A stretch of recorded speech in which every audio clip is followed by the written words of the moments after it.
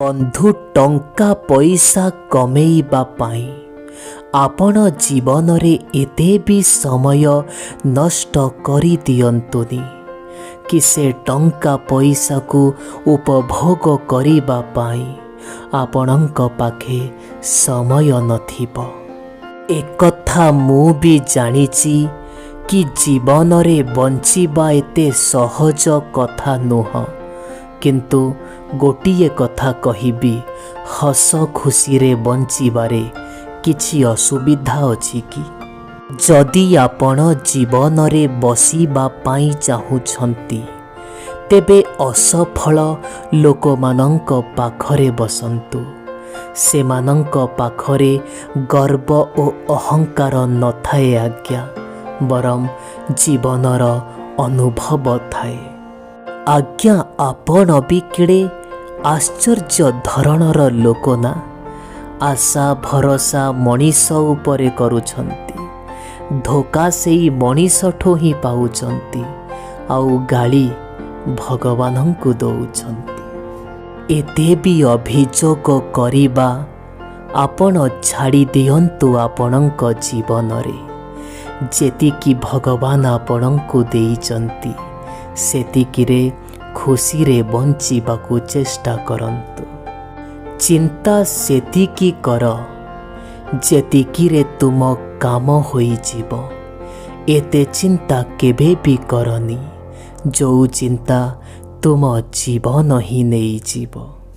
ଯଦି ଗୋଟିଏ ମଣିଷ ଆଉ ଗୋଟିଏ ମଣିଷକୁ ଭଲ ଭାବରେ ବୁଝିପାରିଲା, ସେ ହିଁ ତ ହେଉଛି ସମ୍ପର୍କତାର ସୁନ୍ଦରତା। ଆପଣ ଯଦି ଆଜିକାଲିର ଦୁନିଆରେ ଭଲ ମଣିଷ ଖୋଜି ଚାଲିବେ, ମୁଁ ସତ କହୁଛି ଆଜ୍ଞା, ଆପଣ ଏକା ହିଁ ରହିଯିବେ।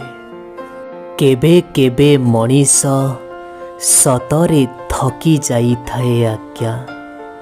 ତା ସ୍ୱପ୍ନରୁ ଧୋକା ପାଇ ହଉ କିମ୍ବା ତା ଭବିଷ୍ୟତ ଅନ୍ଧକାର ହେଇଯିବାର ଦେଖି ହଉ କିମ୍ବା ନିଜ ଲୋକଙ୍କ ଠାରୁ ହଉ। ଏଠି ତ ସାରା ଦୁନିଆ କହୁଛି କି ତୁ ହାରିଯା, କିନ୍ତୁ ହୃଦୟ ଚୁପ୍ ରହି ଧୀରେ ଧୀରେ କହୁଛି, ତୁ ଚେଷ୍ଟା କର, ମୁଁ ଜାଣିଛି ତୁ କରିପାରିବୁ। ଯେଉଁ ପର୍ଯ୍ୟନ୍ତ ଆପଣ ଏ ଦୁନିଆ ଲୋକଙ୍କ କଥା ଶୁଣି ଆସୁଥିବେ, ସେହି ପର୍ଯ୍ୟନ୍ତ ଜୀବନରେ କେବେ ସଫଳତା ପାଇପାରିବେ ନାହିଁ। ଯେବେ ନିଜ ମନ ଓ ହୃଦୟର କଥା ଶୁଣିବେ, ସେବେ ଆପଣ ସଫଳତା ପାଇପାରିବେ। ଯେଉଁ ମନୁଷ୍ୟ ଆପଣଙ୍କ ଜୀବନରୁ ଯିବା ପାଇଁ ଚାହୁଁଛି, ସେ ଚାଲି ହିଁ ଯିବ ଆଜ୍ଞା। ଆପଣ କେତେ ବି ତାକୁ ଡାକିବା ପାଇଁ ଚେଷ୍ଟା କରନ୍ତୁ ନା କାହିଁକି, ସେ କେବେ ବି ଫେରି ଆସିବନି। ଲୋକେ କୁହନ୍ତି ନା କି ଯେଉଁ ଲୋକ ପ୍ରକୃତରେ ଆପଣଙ୍କ ସାଙ୍ଗରେ ରହିବା ପାଇଁ ଚାହୁଁଥିବ, ଆପଣଙ୍କ ପରିସ୍ଥିତି ଯାହା ବି ହଉ ନା କାହିଁକି, ସେ ଆପଣଙ୍କ ସାଙ୍ଗରେ ରହିବ। ଆଉ ଯେଉଁ ମଣିଷ ଆପଣଙ୍କୁ ଛାଡ଼ି ଯିବା ପାଇଁ ଚାହୁଁଥିବ, ଆପଣଙ୍କ ପରିସ୍ଥିତି କେତେ ଭଲ ହୋଇଥାଉ ନା କାହିଁକି, ସେ ଛାଡ଼ି ଚାଲିଯିବ। ଏ କର୍ମ ଏମିତି ଗୋଟେ ଫସଲଟିଏ, ପ୍ରତିଟି ମୁହୂର୍ତ୍ତରେ ପ୍ରତିଟି କ୍ଷେତ୍ରରେ ମଣିଷକୁ କାଟିବାକୁ ହିଁ ପଡ଼େ। ସେଥିପାଇଁ ଜୀବନରେ ଗୋଟିଏ କଥା ମନେ ରଖିଥିବ, ସବୁବେଳେ ଭଲ କର୍ମର ମଞ୍ଜି ପୋତିବ, ତେବେ ତ ଯାଇ ଭଲ କର୍ମର ଫଳ ଫଳିବ। ଯଦି କୌଣସି ମଣିଷକୁ ଧୋକା ଦେଇ ଆପଣ ଭାବୁଛନ୍ତି ଜୀବନରେ ଆପଣ ଖୁସିରେ ରହିଯିବେ, ତେବେ ଆପଣ ଭୁଲ ଭାବୁଛନ୍ତି ଆଜ୍ଞା। କର୍ମର ଫଳ ଏଠି ହିଁ ଭୋଗି ଯିବାକୁ ହବ। ଯିଏ ତୁମକୁ କଷ୍ଟ ଦେଇଛି, କଷ୍ଟ ତାକୁ ବି ମିଳିବ। आउ गोटिए कथा मने रखिथिबो, से कष्ट को देखिबार मौका आपणको निश्चय मिलिबो। मनीष जो भली कर्म करे मनीष सेई भली फल पाए, एक कथा मु कहूनी आज्ञा। आपण आपणकर दैनंदिन जीवन रे सबु देखुथिबे तो निश्चय। जदि जीवन रे आपण केबे कष्ट पाइबेनी, जदि जीवन रे आपण केबे धोखा खाइबेनी, तेबे निज लोक मानंकर असली परिचय आपण केमिति बा जानी पारिबे। जेतबेले केबे भी कौनसी संपर्क भांगी जाए, से संपर्क धीरे धीरे भांगु थाए आज्ञा।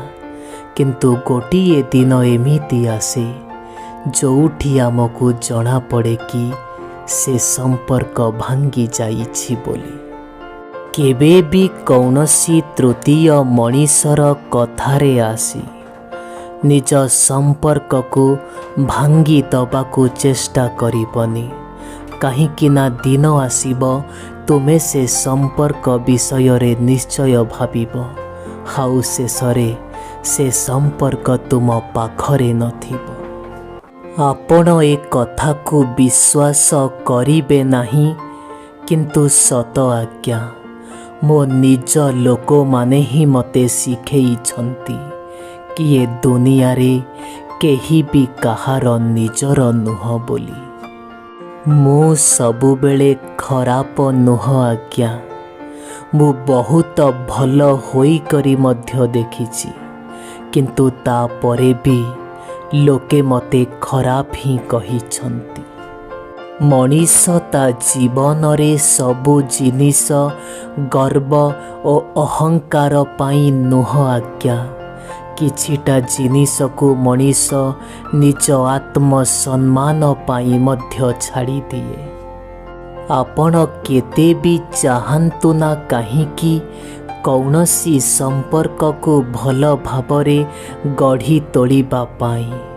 जदि कौनसी लोक संपर्क गढ़ीबाको ही चाहू नथिबो, तेबे आपण संपर्क जोड़िबा कौन करिदेबे।